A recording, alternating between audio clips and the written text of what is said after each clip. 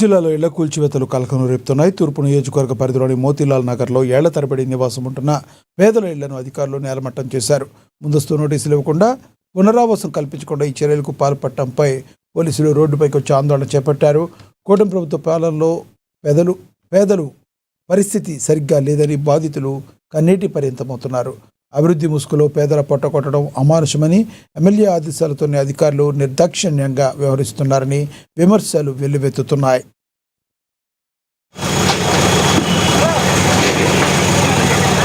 MLA గారు 2 నెలలు time ఇవ్వండి అని చెప్పి నోటీస్ 1 ఇచ్చినప్పుడు చెప్పారు.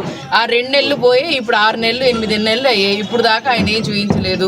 మళ్ళీ మొన్న ఎటకారంగానో లేకపోతే ఆయన ఎవరికి ఇచ్చారో తెలియదు, నేను సరుకులు ఇచ్చాను, బండ్లు పెడతాను మిమ్మల్ని పంపించడానికి అని అన్నారు. మరి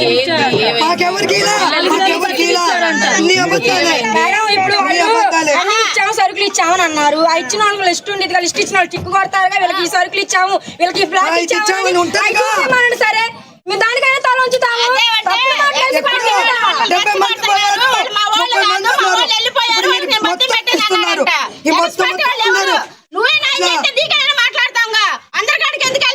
ఫస్ట్ వచ్చింది ఎమ్మెల్యే కాడికే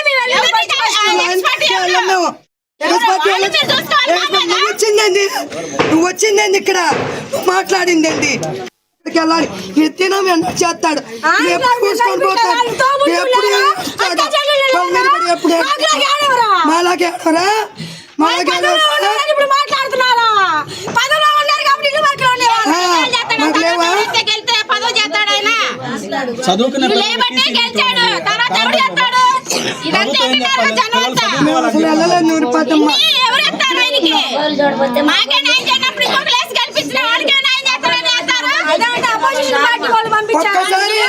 ఒక్కసారి అన్నారు చేయలేరు, మా బతుకు మీరు వెళ్ళినప్పుడు నాశనం అయిపోతున్నారు, ఎప్పుడు నాశనం అయిపోతున్నారు. లేకపోతే ఏంది మేడం, ఇంతమంది మా బాధ పిల్ల చల్లలు వేసుకుని